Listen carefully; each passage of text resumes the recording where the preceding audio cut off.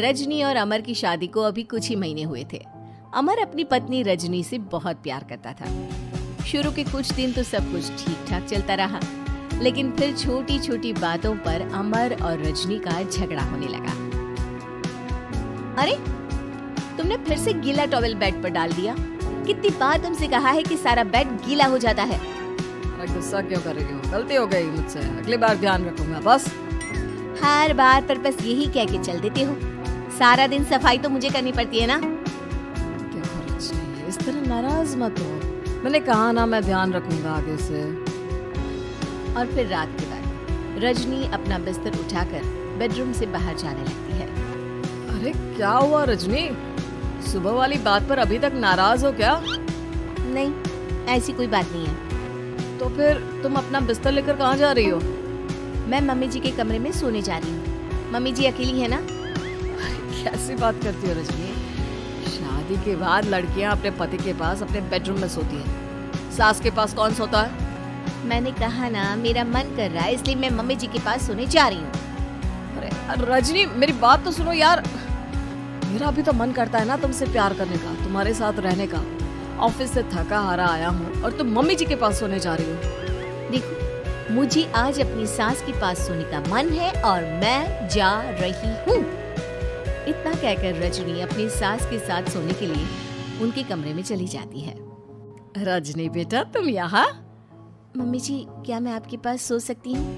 हाँ हाँ बेटा, क्यों नहीं, बिल्कुल सो सकती हो। लेकिन सब ठीक तो है ना? अमर के साथ झगड़ा हुआ है क्या? नहीं मम्मी जी, मैं रोज रोज इनके साथ उस कमरे में सोकर बोर हो चुकी हूँ। थोड़ा सा चेंज हो जाएगा, इसलिए आपके पास सो जाती हूँ। आपको कोई एतराज हो तो बता दीजिए। अरे नहीं बेटा, ऐसी कोई बात नहीं, सो जाओ। और फिर अगले दिन। अमर बेटा, तुम्हारा रजनी के साथ कोई झगड़ा हुआ है क्या? नहीं तो मम्मी, ऐसे तो कोई बात नहीं है। क्यों, क्या हुआ? अरे वो कल रात मेरे कमरे में सोने आ गई थी तो मुझे लगा सब ठीक तो है ना बेटा? नहीं मम्मी जी, वो ऐसी बस उसका मन किया होगा। कह रही थी कि मम्मी अकेली है, इसलिए आपकी चिंता हो रही थी। पर अगली रात को फिर से रजनी अपना बिस्तर उठाकर सास के कमरे में पहुंच जाती है। रजनी बेटा, आज फिर से मेरे पास सोने आ गई। मम्मी जी, आपको मेरा अपने पास आना अच्छा नहीं लगता? अगर ऐसी बात है तो मैं बाहर ड्राइंग रूम में चली जाती हूँ। अरे नहीं बेटा, ऐसा कुछ नहीं है। पर अमर अपने कमरे में अकेला होगा ना? अरे तो वो कौन से 6 महीने के छोटे दूध पीते बच्चे हैं, उनको डर थोड़ी ना लगता है। इतने बड़े हो गए हैं, 1-2 दिन अकेले सो लेंगे तो कुछ बिगड़ नहीं जाएगा। और इस तरह फिर तो ये रोज की बात हो गई। रजनी रोज अपना बिस्तर उठाती, अपनी सास के पास आकर सो जाती। सास उससे कुछ इसलिए नहीं कहती है क्योंकि उसे लगता है कि बहू बुरा मान जाएगी। एक दिन सुबह, माँ मेरे लिए चाय बना दो, ऑफिस जाने का टाइम हो रहा है। अरे बेटा, तो रजनी से क्यों नहीं कह देते? मुझे उससे बात करने का बिल्कुल भी मन नहीं है। अरे आखिर क्या बात है बेटा, तुम इतने उदास क्यों लग रहे हो? देखो ना माँ, आजकल रजनी का बिहेवियर मुझे कुछ समझ में नहीं आ रहा। रोज रात को आपके पास आकर सो जाती है। अगर उसे मेरी परवाह नहीं तो मुझे भी कोई फर्क नहीं पड़ता। अमर गुस्से में ही घर से ऑफिस चला जाता है। ये देखकर सास बहुत दुखी हो जाती है। और फिर अगले दिन, मम्मी जी, मैं आ गई आपके पास सोने। हाँ बहू, सो जाओ। पर वो क्या है ना, आज मेरा पुरानी फिल्में देखने का बड़ा मन कर रहा था। कोई बात नहीं, सो जाओ, मैं पिक्चर देखती रहूंगी। ठीक है मम्मी जी। रजनी की सास तेज आवाज में अपने कमरे में टीवी चलाकर रखती है। इसकी वजह से रजनी को नींद नहीं आती, लेकिन वो पूरी रात करवट बदल बदल कर सोने की कोशिश करती रहती है। सास को लगता है कि अब रजनी उसके कमरे में सोने नहीं आएगी, लेकिन अगली रात फिर रजनी उसके कमरे में सोने के लिए पहुंच जाती है। मम्मी जी, मैं आ गई।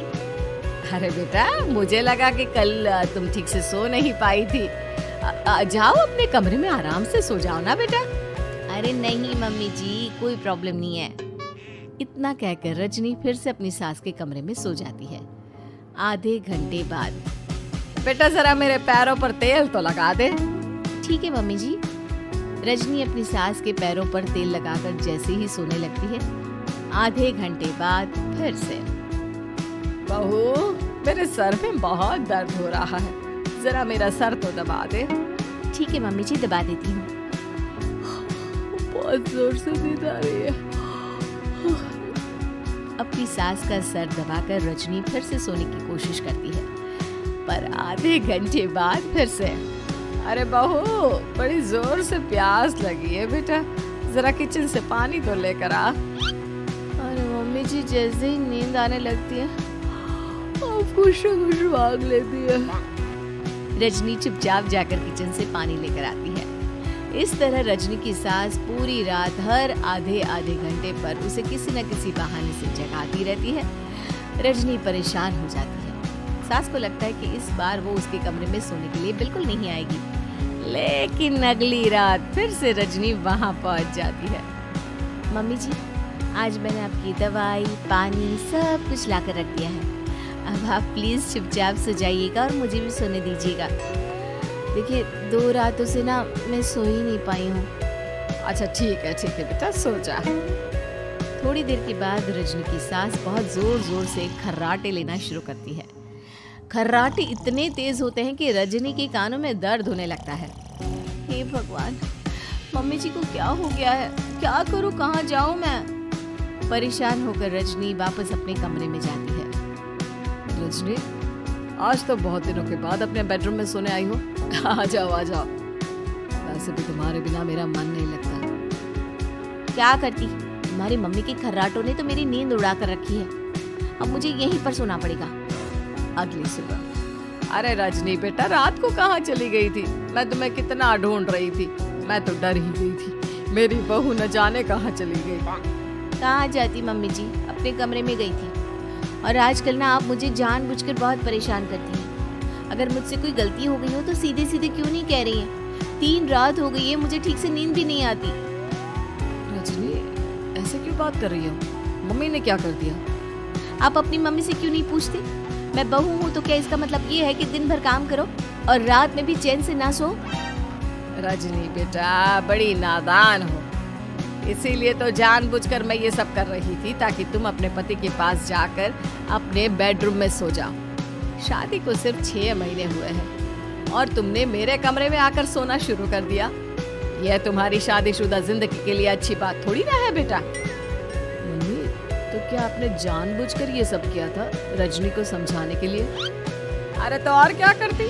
दुनिया की पहली बहू है ये जो पति को छोड़कर सास के साथ सोने चली थी। इसीलिए मुझे इसके लिए थोड़ा बुरा बनना पड़ा।